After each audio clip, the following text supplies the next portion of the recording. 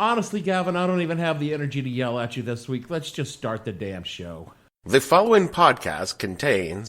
Oh, won't somebody please think of the children? Explicit language.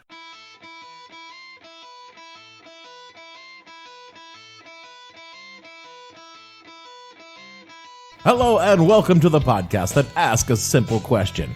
When you let an angry-looking young white dude buy a gun in the first place, what the hell were you thinking?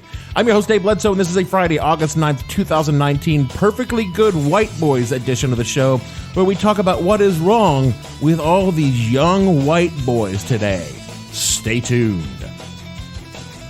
The What the Hell Were You Thinking podcast is brought to you by Jacob, the #1 baby name in 2001. This year, Jacob has turned 18 and is ready to enter the adult world, and he is not happy about it. Jacob would like you to know this place is fucked up and wonders if we plan on doing something about it. Jacob is deeply concerned his parents and grandparents have squandered his future in order to finance their creature comforts and is resentful they expect his generation to fix it. Jacob is suspicious that anyone older than he remotely gives a shit about what happens to Jacob once they're gone, but will insist Jacob take care of them if they want a taste of that fat inheritance money. Jacob would like to ask you, is it any wonder he's so pissed off? And don't even ask about Emily. She's just muttering and sharpening her knives in the corner. Lane? What? What are you doing? Nothing. Yes, you are. Oh, buck up, little camper. We'll beat that slope together. Yeah? Yeah. I'm right behind you, buddy.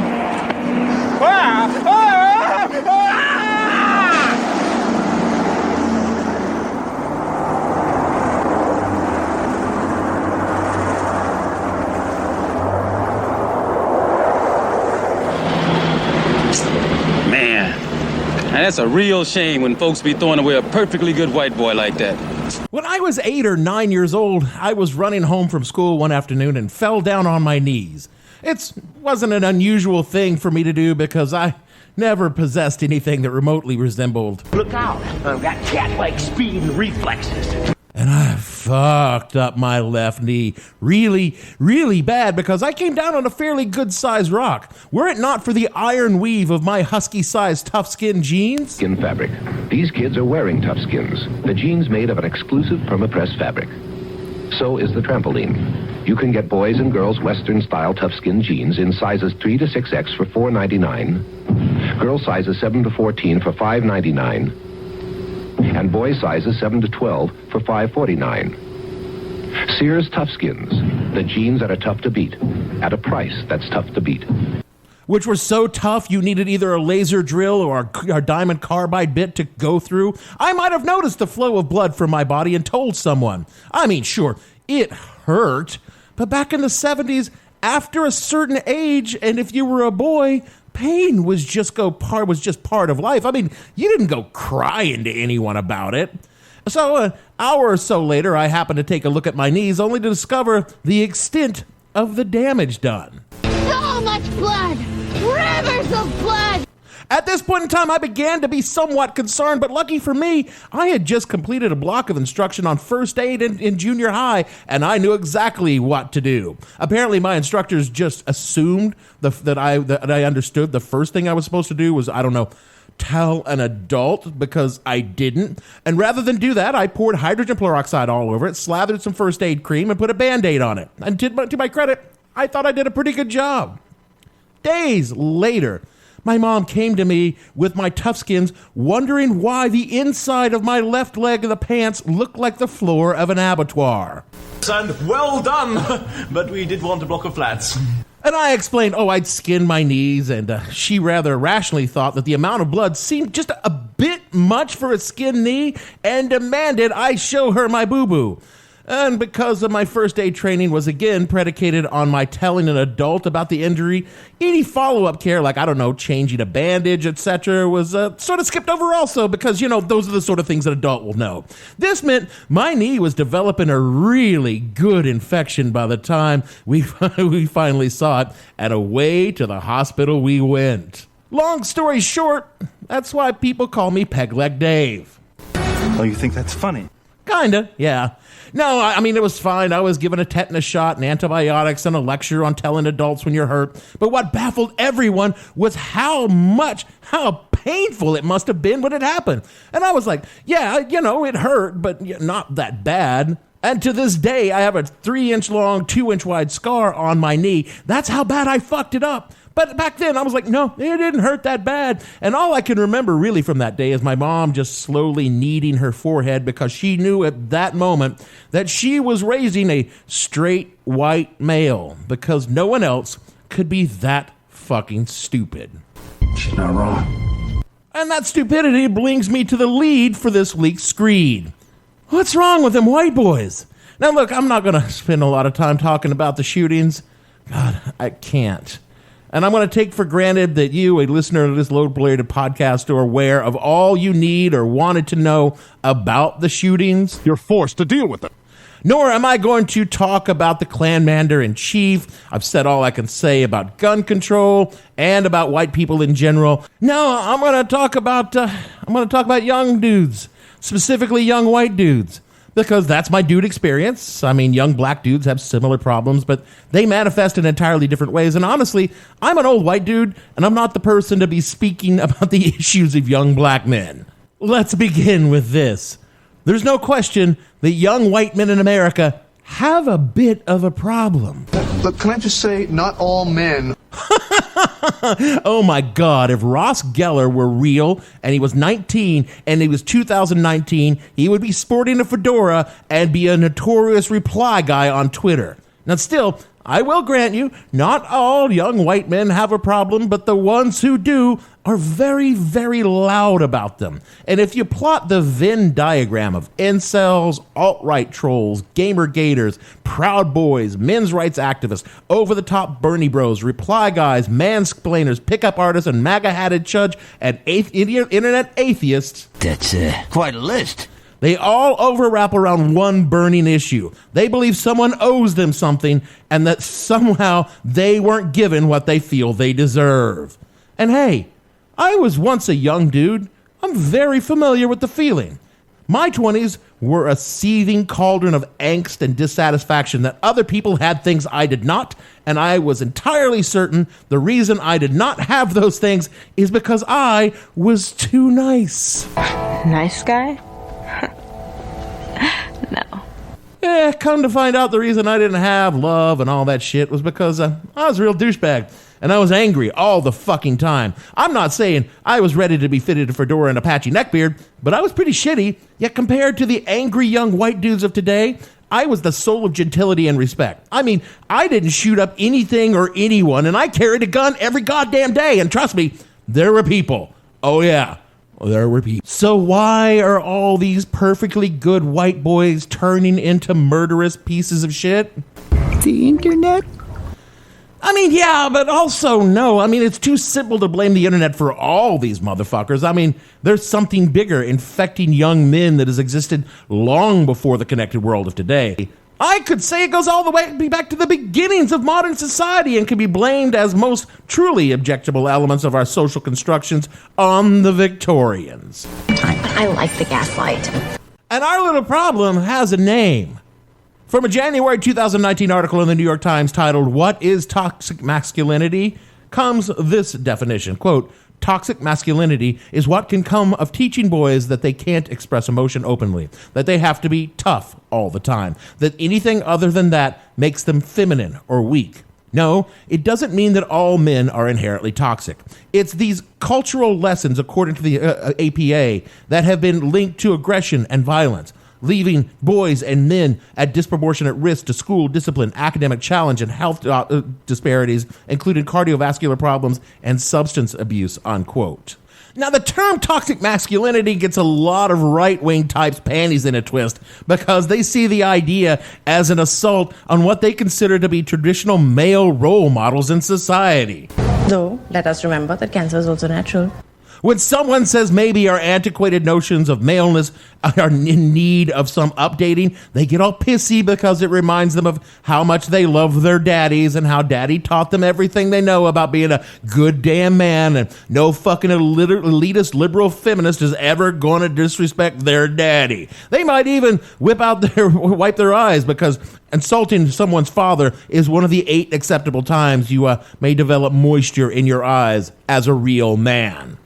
And I don't want to insult anyone's dad, so let's talk about the extant male model, the conservative idea of manhood that has pretty much been the accepted norm in American society for about the past 150 years. A man should be the protector, guardian of family and home. He must be strong and stoic in the face of adversity. He should never show pain or fear. His emotions must be private. He can never show weakness or hesitation. He should be skilled and competent in providing for his family. He should respect women and children, but never, ever tolerate disrespect from them. He should be kind, but not so kind that his kindness could be mistaken for weakness. He must work to provide, and if that means he's often away from his family, then that's the price he must pay. In short, he must be omnipresent in the lives of his family, but always distant from them as well. And the cat's in the cradle and the silver spoon. Little boy blue and the man on the moon. When you coming home, Dad, I don't know when, but we'll get together then. You know we'll have a good time then. And these are the positive aspects of what we call toxic masculinity. I think anyone over the age of 40 will certainly identify this as their father growing up. And I love my dad, and he's a decent, honorable man who loves his family and would very much do anything for them. But damn it, if he doesn't run down that list and check off every box. And it wasn't that he didn't want to spend time with his family or show emotion or any of the other things on the list. He literally wasn't allowed. I mean, he could no more break his social programming in this respect than he could knock off a liquor store for a pack of smokes and whatever was in the register. He was literally built that way from birth, and he never even thought to question it. And he passed these values on to his only son, who lives with him in all their fucked up glory to this day. I know they're wrong. I reject their premise, and yet they are so baked into my psyche that I have to live with them as part of who I am now. How fucked up are you? Oh, I'm not well at all. And then a lot of these ideas get perverted by poverty, addiction, mental illness, or just general shittiness, and have been since their inception. It's an easy reach from emotional distance to just plain not giving a fuck. Let's look at how these traditional values get warped in the mind of many American men.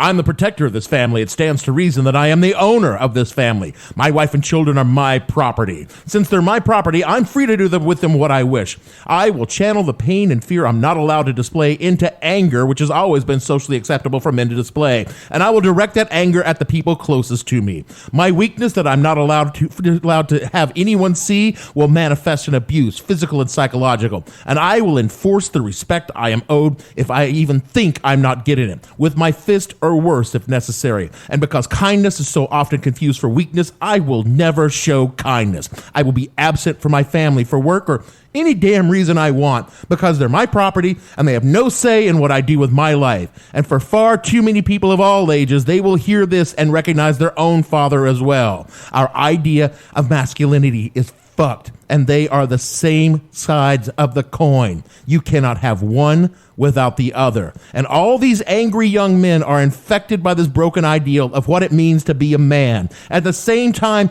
they are bombarded with a culture that is rapidly moving away from these old mores and into a more egalitarian concept of what it means to be a man. One not predicated on being a man, but on being a human being with a full functional range of emotions and fears, who experiences life rather than represses it or hides from it. And they have no fucking idea how to participate in this world. They were never taught how, because their own fathers and mothers had no idea, and no one cared enough about them to teach them any other way. I read and hear about how young white men in this country are steadily falling behind. They lag in school. They don't have jobs. Substance abuse is endemic among the millennial and Gen Z. If Gen X was defined by our cynicism, then there's something to be said that young men today are defined by their apathy. So they sit and rot their brains with video games, which I'm not blaming for any of this. They're just a placebo for engagement with the world, and they rot them with social media. They lack the tools to function in society that values different things than they were taught, particularly out in real America, where the conservative social structures have a death grip on a generation,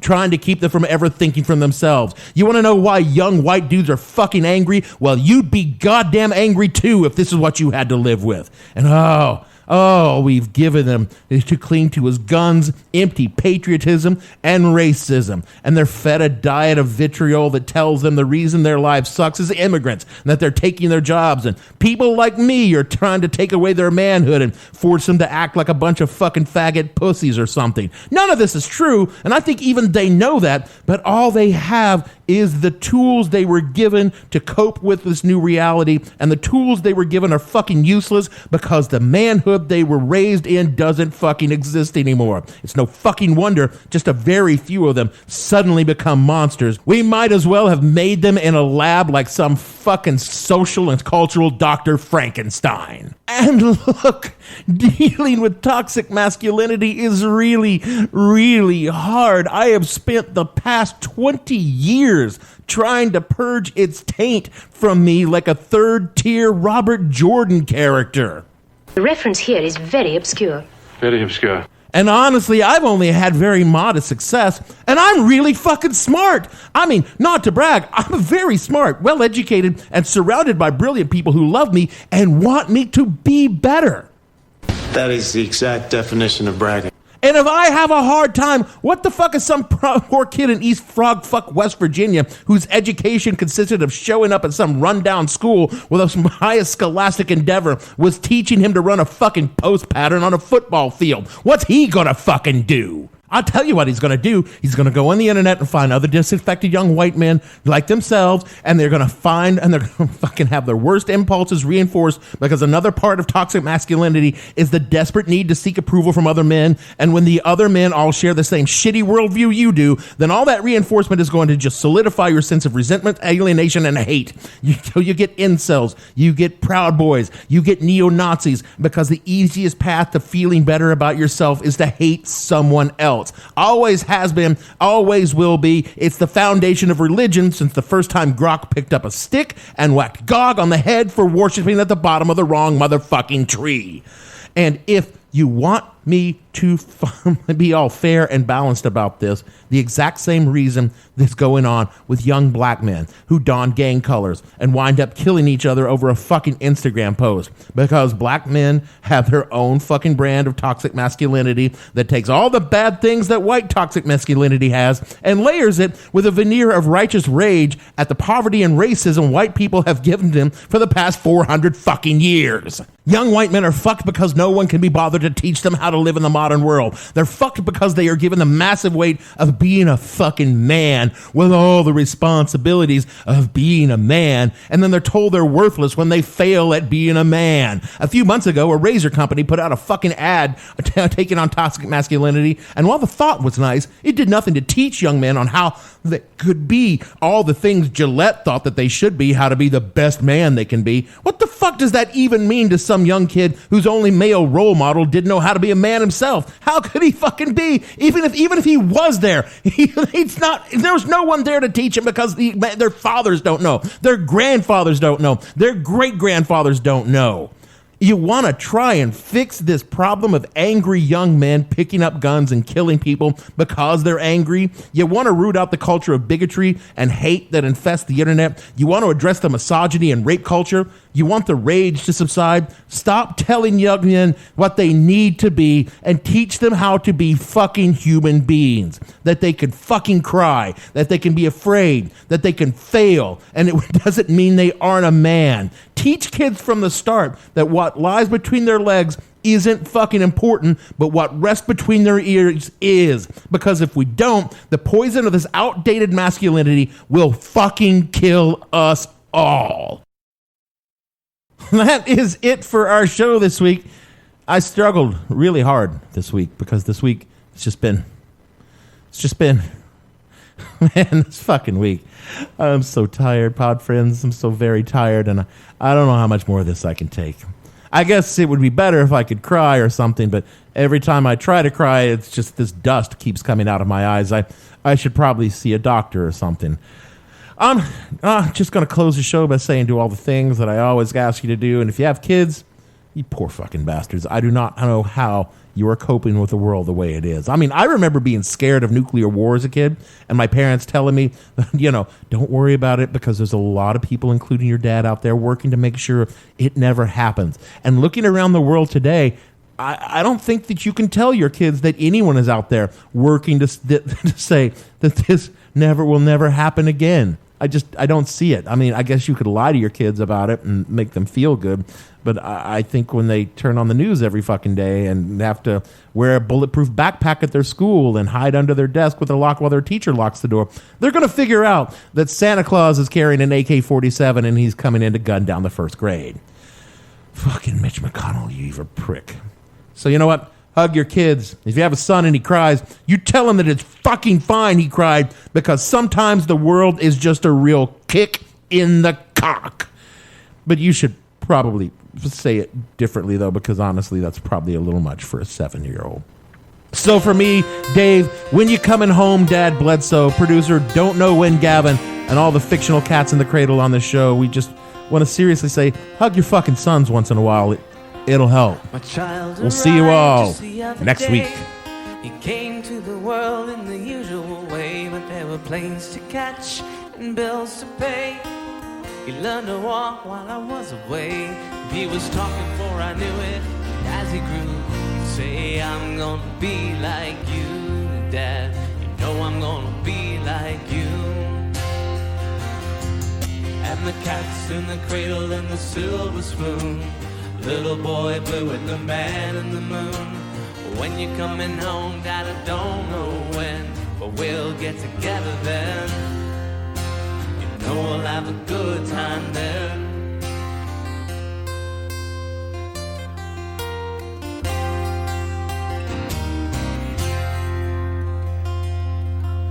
My son turned 10 just the other day. He said, thanks for the ball, Dad, come on, let's play. Can you teach me to throw? I said, not today, I got a lot to do. He said, that's okay, and he walked away, but his smile never didn't say, I'm gonna be like him, yeah. You know I'm gonna be like him. And the cat's in the cradle and the silver spoon. Little boy blue and the man in the moon. When you're coming home, Dad, I don't know when, but we'll get together then. You know we'll have a good time then.